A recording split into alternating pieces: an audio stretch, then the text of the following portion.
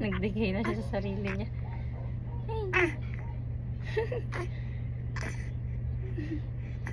Ang cute mo, mahal.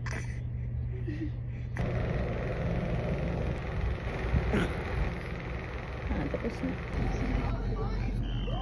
Wow.